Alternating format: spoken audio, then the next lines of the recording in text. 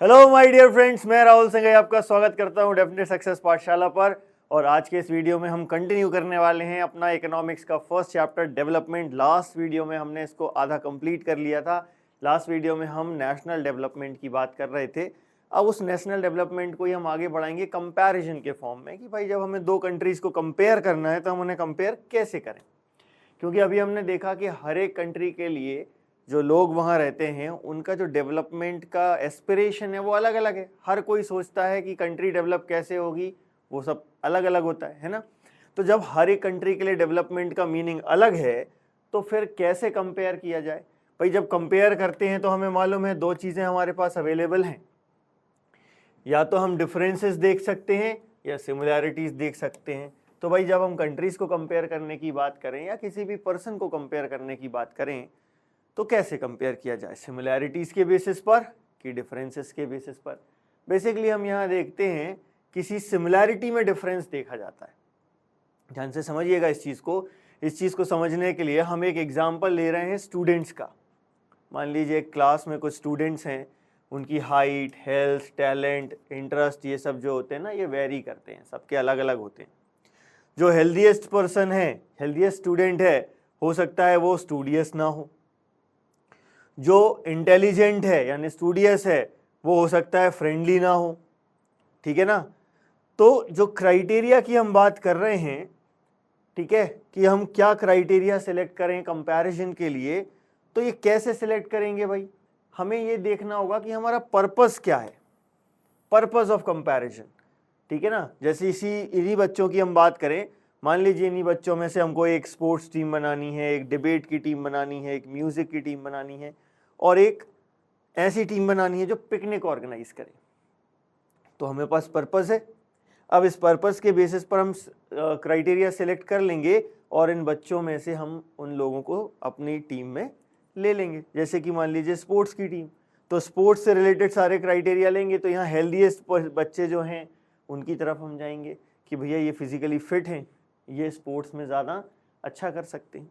या मान लीजिए हमें एक डिबेट के लिए टीम बनानी है, तो हम बात करेंगे ये जो इंटेलिजेंट स्टूडेंट्स हैं ना, इनके पास जाएंगे, है ना। तो हमारा पर्पस क्या है, पर्पस के बेस पर हम ये सिलेक्ट करते हैं कि हम कंपैरिजन के लिए कौन सा क्राइटेरिया यूज़ करेंगे, है ना। और ज़रूरी नहीं है कि हम कोई एक क्राइटेरिया यूज़ करें, हम एक से ज़्यादा क्राइटेरिया भी यूज़ कर सकते हैं, है ना। तो how to compare different countries और स्टेट्स, ये तो हमने एक पर्सन की बात करी। कंट्रीज के लिए हम क्या करते हैं, हम ये मानते हैं कि कंट्रीज को कंपेयर करने के लिए उनकी जो इनकम होती है वो एक बहुत इंपॉर्टेंट क्राइटेरिया है। ठीक है ना। किस चीज़ की बात कर रहे हैं अपन, कंट्रीज की इनकम की, है ना। तो if development can mean different things, how come some countries are generally called developed and others under developed. So for comparing countries, their income is considered to be one of the most important attribute. ठीक है ना। तो हमने ये देख लिया कि भैया एक से ज़्यादा कैरेक्टरिस्टिक्स यूज़ कर सकते हैं पर्पस के बेसिस पर, है ना। तो हम क्या देख रहे हैं, यूजुअली वी टेक वन और more important characteristics of a person and compare them based on these characteristics. ऐसे ही कंट्रीज में हम क्या करते हैं, एक या एक से ज़्यादा कैरेक्टरिस्टिक्स ले सकते हैं। ठीक है। तो कंट्रीज के डेवलपमेंट के लिए हमने क्या कैरेक्टरिस्टिक्स मान लिया, सबसे इंपॉर्टेंट है उनकी इनकम। अब क्वेश्चन ये आता है कि इनकम को ही हमने सबसे इंपॉर्टेंट क्राइटेरिया क्यों माना कंपैरिजन के लिए। आंसर सिंपल है, क्यों, क्योंकि ज़्यादा पैसा होगा मतलब हम वो सारी चीज़ें परचेज कर सकते हैं जो हमें अच्छा जीवन जीने के लिए चाहिए, है ना। तो this income as one of the most important criteria is based on the understanding that more income means more of all things that human beings need. Whatever people like and should have, they will be able to get it with greater income, है ना। तो इसीलिए हमने income को एक बहुत important criteria माना है कंपैरिजन के लिए। ठीक है। लेकिन जो इनकम की बात करी तो ये इनकम होती क्या है ना। कंट्री की जो इनकम है ये इनकम होती क्या है, तो कोई भी कंट्री की इनकम क्या होती है भाई, उस कंट्री में रहने वाले सारे लोगों की इनकम को हम ऐड कर दें तो वो उस कंट्री की इनकम कहलाती है ना। तो इनकम ऑफ द कंट्री क्या है भाई, is the income of all the residents of the country. सारे जो लोग रह रहे हैं उनकी इनकम को ऐड कर दो, this gives us the total income of the country. ठीक है, लेकिन टोटल इनकम के बेसिस पर हम कंट्रीज को कंपेयर नहीं कर सकते। It is not useful means to compare these countries. क्यों नहीं कर सकते? अभी तो हमने कहा कि इनकम जो है वो सबसे इंपॉर्टेंट क्राइटेरिया कंपेयर करने के लिए, फिर कंपेयर क्यों नहीं कर सकते? तो क्यों नहीं कर सकते भाई? क्योंकि हर एक कंट्री की पॉपुलेशन अलग अलग है ना। अमेरिका में 33 करोड़ 34 करोड़ लोग रह रहे हैं, वो हमसे ज्यादा कम आ रहे हैं। इंडिया में 145 करोड़ के आसपास लोग रह रहे हैं, हम उनसे कम कमा रहे हैं। अब इतना ज्यादा डिफरेंस है। अब कंपैरिजन के लिए बेस सेम होना चाहिए ना, मतलब बराबर बराबर पॉपुलेशन हो तो आप कंपेयर कर सकते हो, लेकिन यहाँ बेस सेम नहीं है तो सिंपल मैथमेटिक्स हो गया। जब तक बेस कॉमन नहीं होगा तब तक आप उसको ऐड या सब्सट्रैक्ट नहीं कर सकते, है ना। तो यहाँ पहले कंपैरिजन करना है तो पहले बेस बराबर होना चाहिए। तो हम यहाँ पर अलग अलग पॉपुलेशन होने के कारण इनकम के बेस पर कंपेयर नहीं कर सकते, कंट्री की इनकम के बेसिस पर। लेकिन अमेरिका में एक व्यक्ति कितना कमाता है और इंडिया में एक व्यक्ति कितना कमाता है तो हम कंपेयर कर पाएंगे। यहाँ बेस सेम हो गया 1%, है ना। तो हमने यही देखा कि इनकम के बेसिस पर कंपेयर नहीं कर पाएंगे टोटल इनकम के बेसिस पर, क्योंकि अलग अलग कंट्रीज की पॉपुलेशन अलग अलग होती है ना। तो comparing total income will not tell us what an average person is likely to earn. तो हम क्या करते हैं? कंपेयर करने के लिए एवरेज इनकम का यूज करते हैं। तो एवरेज इनकम क्या होती है? ये total income divided by total population. तो हमको एवरेज इनकम मिल जाएगी, इसी को हम पर कैपिटा इनकम भी कहते हैं, और इसी के बेसिस पर हम कंट्रीज को कंपेयर करते हैं। ठीक है, तो सिंपल सा आ गया यहाँ पर कि हम कंट्री की इनकम को बहुत इंपॉर्टेंट मानते हैं कंपैरिजन के लिए। क्यों मानते हैं? क्योंकि ज्यादा पैसा है तो हम वो सारी चीजें परचेज कर सकते हैं जो हमें चाहिए। ठीक है, लेकिन इनकम के बेस पर कंपेयर करेंगे नहीं, क्योंकि बेस सेम नहीं है, अलग अलग कंट्रीज की पॉपुलेशन अलग है। तो हमें हर एक कंट्री में 1% ऑन एन एवरेज कितना कमाता है वो निकाल लिया और फिर कंपेयर किया तो वो सही रहेगा। ठीक है, अब अपन आते हैं अपने अगले पार्ट पर कि कैसे कंपेयर किया जाता है एवरेज इनकम के बेसिस पर, है ना। तो हम जानते हैं एक ऑर्गेनाइजेशन है जिसका नाम है वर्ल्ड बैंक। वर्ल्ड बैंक हर साल एक रिपोर्ट पब्लिश करता है जिसे हम कहते हैं वर्ल्ड डेवलपमेंट रिपोर्ट। क्या कहते हैं अपन?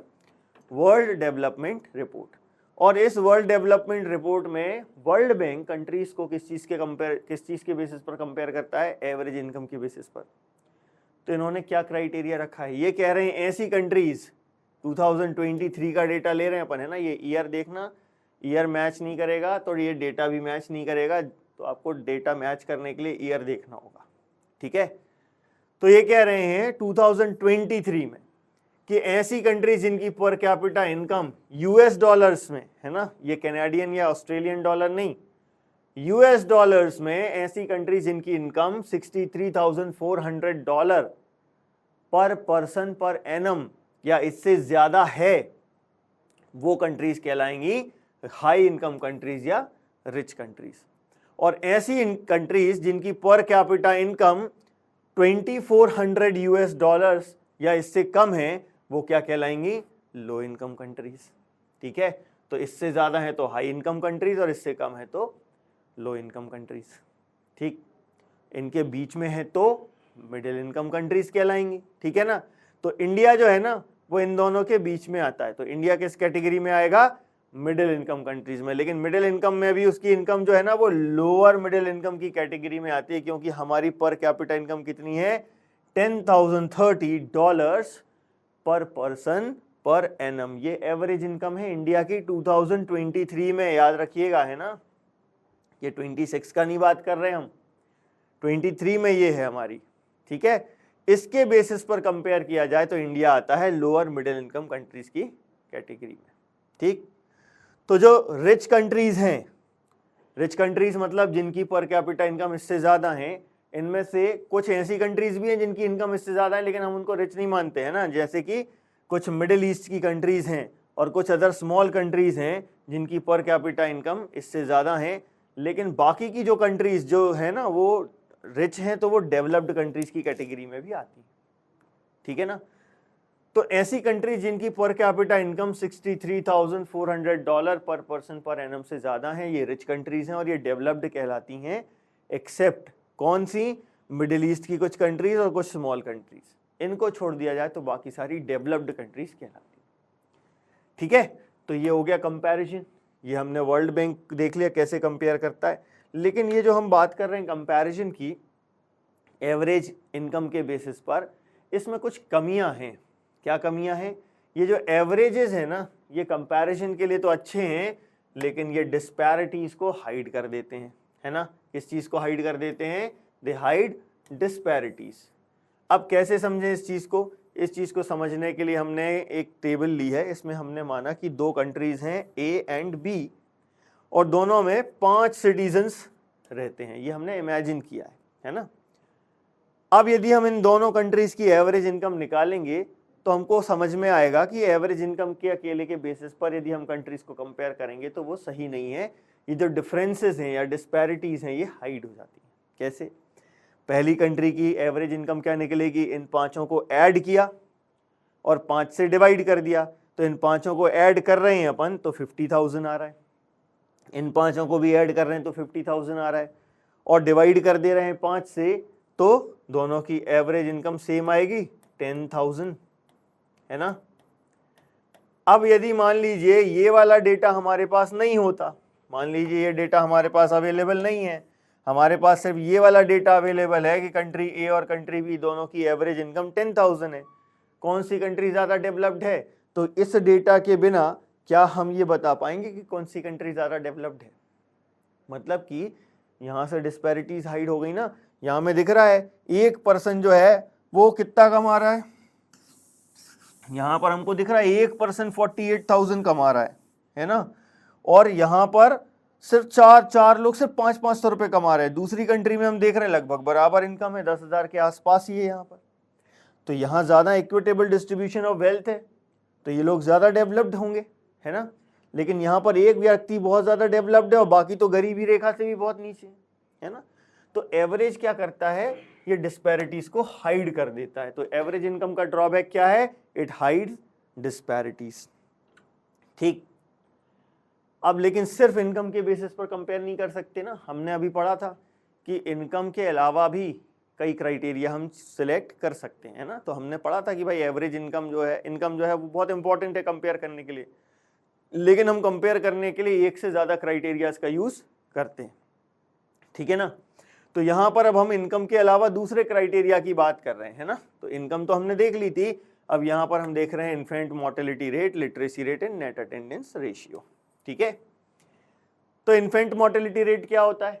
1 साल या उससे कम उम्र के बच्चे जिनकी डेथ हो गई है, ठीक है। मान लीजिए किसी एरिया में 1 साल में 1000 बच्चे पैदा हुए, तो उसमें से कितने ऐसे बच्चे हैं जिनकी डेथ 1 साल या उससे कम उम्र में हो गई, तो वो जो नंबर है वो क्या कहलाएगा? Infant mortality. मान लीजिए 1000 बच्चे पैदा हुए थे और उनमें से 35 ऐसे बच्चे थे जिनकी डेथ हो गई 1 साल से कम उम्र में या 1 साल तक हो ही गई, तो ये इन्फेंट मोर्टेलिटी हो जाएगी 35, है ना। तो इन्फेंट मोर्टेलिटी हमको समझ में आ गया क्या होता है भाई। ये डेफिनेशन दी हुई है, infant mortality rate indicates the number of children that die before the age of 1 year as the proportion of 1000 live children born in that particular year। समझ गए? ठीक है। 1 साल में यदि 1000 बच्चे पैदा हुए तो उसमें से कितने बच्चे 1 साल की उम्र कंप्लीट करने से पहले मर गए। लिटरेसी रेट क्या होती है? किसी भी कंट्री में 7 साल या उससे ज्यादा एज ग्रुप में जितने भी लोग हैं, मान लीजिए इंडिया की बात करें, हमारी पॉपुलेशन अराउंड 145 करोड़ हो गई है। यदि हम मान लेते हैं कि इसमें से 7 साल से ज्यादा उम्र के जो लोग हैं वो 110 करोड़ हैं, है ना।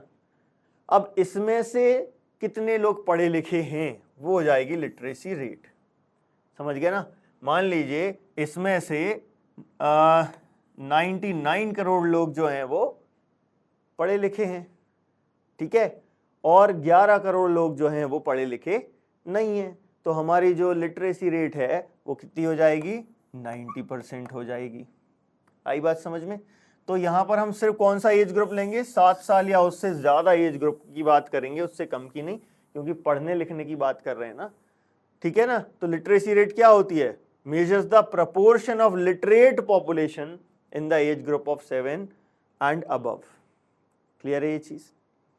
फिर नेट अटेंडेंस रेशियो, ये अपन देख रहे हैं 15 से 17 साल की उम्र के लोगों के लिए, ठीक है। ऐसे बच्चे जो इस एज ग्रुप में हैं उनका टोटल नंबर, उसमें से कितने बच्चे स्कूल अटेंड कर रहे हैं, तो वो निकल आएगा नेट अटेंडेंस रेशियो, ठीक है। तो नेट अटेंडेंस रेशियो क्या है, is the total number of children of age group of 15 to 17 years attending school as a percentage of total number of children in the same age group, ठीक है। तो ये हो गया हमारा क्या, अदर क्राइटेरिया जिनके बेसिस पर हम कंपेयर कर सकते हैं। तो अब हम देखो दोनों चीजें ले रहे हैं, इनकम भी ले रहे हैं और बाकी के जो 3 क्राइटेरिया भी हमने पढ़े वो भी ले रहे हैं। अब इसके बेसिस पर हम कंट्रीज को कंपेयर करें तो हरियाणा की एवरेज इनकम सबसे ज्यादा है, हमें दिख रही है, उसके बाद केरला है और सबसे आखिरी में बिहार है, ठीक है ना। तीनों की एवरेज इनकम यहाँ दी हुई है। इस हिसाब से अभी हमने पढ़ा था more income means more of all things, जो हमको चाहिए, जो हमारे पास होनी चाहिए। तो हरियाणा के पास सारी चीजें होनी चाहिए, तो बाकी के इंडिकेटर्स में भी हरियाणा आगे होना चाहिए, लेकिन ऐसा नहीं है। इन्फेंट मोर्टेलिटी हरियाणा की ज्यादा है, लिटरेसी रेट हरियाणा की कम है और नेट अटेंडेंस रेशियो भी हरियाणा का कम है। किससे कम है, केरला से। केरला में देखो इन्फेंट मोर्टेलिटी बहुत कम है, 1000 में से 6 ही बच्चे ऐसे होते हैं जो 1 साल या उससे कम उम्र में मर जाते हैं। लिटरेसी रेट यहाँ ज्यादा है, ये डेटा 2017-18 का है, और बाद का डेटा देखेंगे तो केरला में 100% लिटरेसी आ गई है। और यहाँ नेट अटेंडेंस रेशियो भी बहुत ज्यादा है, ठीक है। बिहार की बात करें बहुत कम है, इनकम बहुत कम है, लेकिन उसके बावजूद आप देखिएगा इन्फेंट मोर्टेलिटी फिर भी हरियाणा से बेहतर ही है थोड़ी सी। लिटरेसी रेट में जरूर ये बहुत पीछे है, ठीक है, और नेट अटेंडेंस में भी पीछे है, लेकिन बहुत ज्यादा अंतर नहीं है हरियाणा में और बिहार में। तो क्वेश्चन ये आता है, इतनी कम इनकम है बिहार की, फिर भी ये इन्फेंट मोर्टेलिटी में इतना मैनेज कैसे करके चल रहा है, समझ में आई ना बात। ऐसे ही केरला की जो एवरेज इनकम है वो हरियाणा से कम है, लेकिन बाकी सारे इंडिकेटर्स में केरला जो है वो हरियाणा से बेहतर है। Question is how. तो इसका आंसर कहाँ मिलेगा हमको, यहां मिलेगा, पब्लिक फैसिलिटीज, समझे ना। Money in your pocket can not buy all the things which we need to live well. हम पैसे से हर चीज नहीं खरीद सकते, है ना। तो केरला में हम ये देखते हैं कि पब्लिक फैसिलिटीज जैसे कि हॉस्पिटल है ना, फार्मेसी है, स्कूल है, पोस्ट ऑफिसेज हैं, या और भी जो अदर पब्लिक फैसिलिटीज हैं वो केरला में बेहतर हैं। वहाँ सरकारी स्कूल और सरकारी अस्पताल ज़्यादा बेहतर हैं, इसलिए वहाँ की लिटरेसी रेट और infant mortality rate, net attendance ratio, इन सब में केरला जो है वो बेहतर है। आई बात समझ में। तो यहाँ पर हम यही देख रहे हैं कि हरियाणा में एक पर्सन जो है वो केरला के कंपैरिजन में ज़्यादा कमाता है, केरला कम कमाता है, लेकिन फिर भी केरला की जो इंडिकेटर्स हैं बाकी के इनकम के अलावा वो सब बेहतर हैं, क्योंकि वहाँ पब्लिक फैसिलिटीज़ बेहतर हैं। Money in your pocket can not buy all the goods and services that you may need to live well. अब इसको एग्जाम्पल के थ्रू समझते हैं, ठीक है, क्योंकि हम मटेरियल एंड इमटेरियल की बात आ गई ना। Income by itself is not a completely adequate indicator of material goods and services that citizens are able to use. मतलब पैसे से ही हम मटेरियलिस्टिक चीजें खरीदते हैं, लेकिन ज्यादा पैसा होना भी इस बात की गारंटी नहीं है कि जो मटेरियलिस्टिक चीजें हैं वो ज्यादा बेहतर आप यूज कर पाएंगे। कैसे समझेंगे, इन एग्जांपल्स से समझते हैं। जैसे कि your money can not buy you a pollution free environment और ensure that you get unadulterated, मतलब कि मिलावट के बिना, अडल्ट्रेशन इज मिलावट, अनअडल्ट्रेटेड मतलब बिना मिलावट के, है ना। तो पोल्यूशन फ्री एनवायरनमेंट और अनअडल्ट्रेटेड मेडिसिन कब तक नहीं मिल सकती हमको, हम कब तक अफोर्ड नहीं कर सकते, जब तक कि हम एक ऐसी कम्युनिटी ना बना लें जहां पर ये चीजें ऑलरेडी अवेलेबल हों, है ना। अकेला एक व्यक्ति नहीं कर सकता, या एक व्यक्ति अपने पैसे से ये चीजें नहीं खरीद पाएगा। पोल्यूशन फ्री एनवायरनमेंट यदि हमको चाहिए है तो पूरी सोसाइटी को, पूरी कम्युनिटी को मिलकर काम करना पड़ेगा, तब पोल्यूशन फ्री एनवायरनमेंट मिलेगा। ऐसे ही ये जो अनअडल्ट्रेटेड मेडिसिन की हम बात कर रहे हैं, इसके लिए भी पूरी सोसाइटी को मिलकर काम करना पड़ेगा, तब ऐसा होगा। या हम इन्फेक्शियस डिसीजेस की बात कर लेते हैं। इन इन्फेक्शियस डिसीजेस से हमें पैसा नहीं बचा पाएगा। इससे हम कैसे बच पाएंगे? जब तक कि पूरी कम्युनिटी प्रिवेंटिव स्टेप्स नहीं लेगी तब तक इन इन्फेक्शियस डिसीजेस से हम नहीं बच पाएंगे। ठीक है ना? तो इसीलिए पब्लिक फैसिलिटीज का बहुत इंपॉर्टेंट रोल है हमारी लाइफ में, है ना? So for many of important things in life the best and cheapest way is to provide them collectively. मतलब चाहे गुड्स हो या सर्विसेज हो, यदि हम उनको कलेक्टिवली यानी बहुत बल्क में प्रोवाइड करते हैं तो वो सस्ता होता है और अच्छी क्वालिटी का होता है। ठीक है ना? तो ये जो पब्लिक फैसिलिटीज होती है ना, इसमें हम क्या करते हैं? कलेक्टिवली ये सर्विसेज प्रोवाइड कर रहे हैं लोगों को, है ना? तो बल्क में जब प्रोवाइड करते हैं तो भीड़ जरूर हो जाती है, लेकिन अच्छी सर्विसेज होती हैं, है ना? बट हम लाइन में नहीं लग सकते इसलिए वहां पर नहीं जाते। ठीक है ना? तो ये जो पब्लिक फैसिलिटीज हैं ये एक बहुत इंपॉर्टेंट रोल प्ले करती हैं। केरला इसका एक बहुत अच्छा एग्जाम्पल है। ठीक है, अब ये तो बात की हमने एक नेशनल डेवलपमेंट की और कैसे जो लोग हैं वो डेवलप हो सकते हैं। अब हम बात कर रहे हैं धीरे धीरे नेशनल डेवलपमेंट से हम ह्यूमन डेवलपमेंट पे आ रहे हैं, क्योंकि अभी हमने जो ये इंडिकेटर्स देखे हैं इससे क्लियर हो गया है हमको कि सिर्फ इनकम से हम कंट्रीज को कंपेयर नहीं कर सकते हैं, वो सही कंपैरिजन नहीं है कंट्रीज के डेवलपमेंट का। ठीक है, तो कुछ सालों से हम क्या देख रहे हैं कि इनकम के साथ साथ हेल्थ और एजुकेशन के इंडिकेटर्स को भी यूज किया जा रहा है along with income to compare level of development in a country। ठीक है, तो ऐसा ही करता है ह्यूमन डेवलपमेंट रिपोर्ट। ठीक है, एक ऑर्गेनाइजेशन है UNDP, united nations development programme. ठीक है ना, यूनाइटेड नेशंस डेवलपमेंट प्रोग्राम, ये ऑर्गेनाइजेशन ये रिपोर्ट पब्लिश करती है। जैसे world bank world development report publish करता है, UNDP human development report publish करता है, जिसमें कंट्रीज को कंपेयर करते हैं उनके एजुकेशनल लेवल के बेसिस पर, हेल्थ स्टेटस के बेसिस पर और पर कैपिटा इनकम के बेसिस पर, है ना। अब इसमें जो रैंक मिलती है उसे हम कहते हैं ह्यूमन डेवलपमेंट इंडेक्स, HDI। ठीक है, इस ह्यूमन डेवलपमेंट इंडेक्स में हेल्थ, एजुकेशन और इनकम के बेसिस पर इंडिया की जो रैंक है that is 134 out of 193 country. ये 2020-21 की बात है। मतलब बताओ 193 कंट्रीज में हम इतना पीछे हैं अभी, है ना। अपने को बहुत काम करने की जरूरत है। अब यहाँ पर ये जो हम देख रहे हैं कि एजुकेशन, हेल्थ और इनकम की बात कर रहे हैं, तो इनकम के लिए तो हम पर कैपिटा इनकम ले लेते हैं, एजुकेशन के लिए हम लिटरेसी रेट ले लेते हैं, है ना। लेकिन जो हेल्थ इंडिकेटर है उसके लिए हम लेते हैं लाइफ एक्सपेक्टेंसी। ठीक है ना, क्लियर है ये। अब ये लाइफ एक्सपेक्टेंसी क्या होती है? Expected life of a person, expected length of life of a person at the time of birth, है ना। तो life expectancy at birth denotes, as the name suggest, average expected length of life of a person at the time of birth. ठीक है, ये होती है life expectancy. तो इस तरीके से हम ह्यूमन डेवलपमेंट इंडेक्स के बेसिस पर कंट्रीज के डेवलपमेंट की बात करते हैं, क्योंकि सिर्फ इनकम काफी नहीं है। अब हेल्थ में हमने एक लाइफ एक्सपेक्टेंसी देखा, हेल्थ के लिए हम और भी इंडिकेटर्स यूज करते हैं, जैसे कि बॉडी मास इंडेक्स। क्या होता है? Take the weight of a person in kilograms. ठीक है, किसी भी व्यक्ति का वेट हमने लिया किलोग्राम्स में, ठीक है, और उसको डिवाइड करना है हमको उसके हाइट के स्क्वायर से, लेकिन हाइट किस में होनी चाहिए? मीटर्स में, है ना। Divided by the square of the height in metres. ठीक है, मान लीजिए मेरा वेट है 85 किलोग्राम्स, ठीक है, और मेरी हाइट है 1.83 मीटर्स, 183 सेंटीमीटर्स, है ना। तो इसका स्क्वायर, इसको डिवाइड करेंगे, ठीक है, तो जो नंबर हमको मिलेगा वो कहलाएगा बॉडी मास इंडेक्स। अब ये जो है ना, ये अडल्ट्स के केस में अलग होता है और बच्चों के केस में अलग होता है। बच्चों का आपको देखना है तो आपकी जो बुक है NCERT की, उसमें आखिरी में दिया हुआ है 2 पेजेस, जिनमें एज और मंथ यानी 14 साल 1 महीने, 14 साल 2 महीने से लेके 17 साल तक की उम्र तक के बच्चों का दिया है कि कितना BMI सही रेंज में होता है ना। जैसे कि नॉर्मल की बात करें, हम एक अडल्ट पर्सन की बात करें तो ये 18.5 से 24.9 यानी 25 मान लीजिए।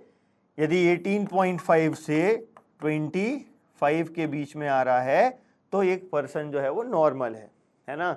लेकिन 18.5 से यदि कम आ रहा है तो जो पर्सन है वो अंडरवेट है या माल न्यूट्रिशन का केस है ना, कुपोषित है। ठीक है, और यदि 25 से ज्यादा आया तो वो ओवरवेट है, और ज्यादा हो गया 30 से 35 के बीच में पहुंच गए तो ओबेसिटी का केस है, और यदि 35 से भी ऊपर निकल गए तो एक्सट्रीम ओबेसिटी का केस है। ठीक है, तो ये होता है अडल्ट्स के लिए, है ना। लेकिन जब हम बात करें 18 साल से कम उम्र के जो बच्चे हैं उनके लिए, तो उसके लिए एक टेबल दी हुई है एनसीईआरटी में, बुक में पीछे।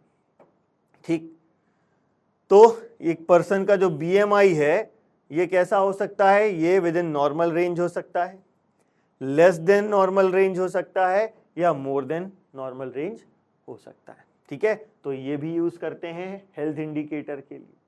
ठीक, तो ये तो बात हो गई कैसी कि हमने अभी वर्ल्ड डेवलपमेंट रिपोर्ट और ह्यूमन डेवलपमेंट रिपोर्ट की बात कर ली, मतलब कि वर्ल्ड बैंक और यूएनडीपी। तो यहाँ से एक इंपॉर्टेंट क्वेश्चन बनता है कि ये जो दोनों ऑर्गेनाइजेशंस है ये कंट्रीज को कंपेयर कर रही हैं, इनके कंपैरिजन करने का जो तरीका है, क्राइटेरिया है, उनमें क्या डिफरेंस है। एक इंपॉर्टेंट क्वेश्चन यहाँ से आता है। ठीक, अब बात करते हैं हम सस्टेनेबिलिटी की, कि जिस तरीके का डेवलपमेंट हो रहा है, हमारे साइंटिस्ट जो हैं, एनवायरमेंटलिस्ट हैं, उनको लगा कि ये जो लेवल ऑफ डेवलपमेंट हम देख रहे हैं, जिस तरीके का डेवलपमेंट चल रहा है, वो सस्टेनेबल नहीं है ना। पहले तो ये समझ नहीं आया, ये कब समझ में आया, 1980s में ये समझ में आ गया कि जो करंट लेवल ऑफ डेवलपमेंट है वो सही नहीं है भाई, सस्टेनेबल नहीं है। डेफिनेटली हम चाहेंगे कि और ज़्यादा हम डेवलप करें, है ना, करंट लेवल ऑफ डेवलपमेंट से आगे बढ़ना चाहेंगे। लेकिन second half of the 20th century से हमको ये समझ में आने लगा, साइंटिस्ट वार्निंग देने लगे कि present type and levels of development are not sustainable. अब इसको समझाने के लिए क्या किया, समझाने के लिए ग्राउंड वाटर का एग्जाम्पल लिया। ग्राउंड वाटर एक रिन्यूएबल सोर्स ऑफ वाटर है ना। अब ये जो रिन्यूएबल सोर्स ऑफ वाटर है, इसको हमने क्या किया, ओवर यूज कर लिया, और इसके ओवर यूज के कारण ये जो ग्राउंड वाटर है ये कैसा हो रहा है भाई, एक नॉन रिन्यूएबल रिसोर्स में कन्वर्ट हो रहा है। What about non renewable resources, ये जो नॉन रिन्यूएबल रिसोर्सेज हैं ये एग्जॉस्ट हो जाएंगे, एग्जॉस्ट हो जाएंगे मतलब ये हमारे लिए अवेलेबल नहीं रहेंगे, है ना। तो हमको बहुत ध्यान से इन सबको यूज करने की जरूरत है, हमें इनको सस्टेनेबल मैनर में यूज करना है, खास तौर से जब तक हम कोई और नए रिन्यूएबल रिसोर्सेज सर्च नहीं कर लेते, है ना। जैसे कि ये जो ऑयल वगैरह है इसकी बात करें तो अगले 50 साल के लिए बचा है, उसके बाद क्या होगा कोई भरोसा नहीं, है ना। तो ये जो कॉन्सिक्वेंसेज ऑफ एनवायरमेंटल डिग्रेडेशन है, they does not respect national और state boundaries, this issue is no longer nation और रीजनल स्पेसिफिक। इसीलिए ये जो सस्टेनेबिलिटी है ये बहुत ज़रूरी है। तो ये भी एक बहुत इंपॉर्टेंट क्वेश्चन है, इसको हमको याद रखना है। ठीक है, तो ये हो गया हमारा चैप्टर कंप्लीट। बाकी अगले वीडियो में हम नेक्स्ट चैप्टर के साथ आपके सामने होंगे। तब तक के लिए थैंक यू वेरी मच।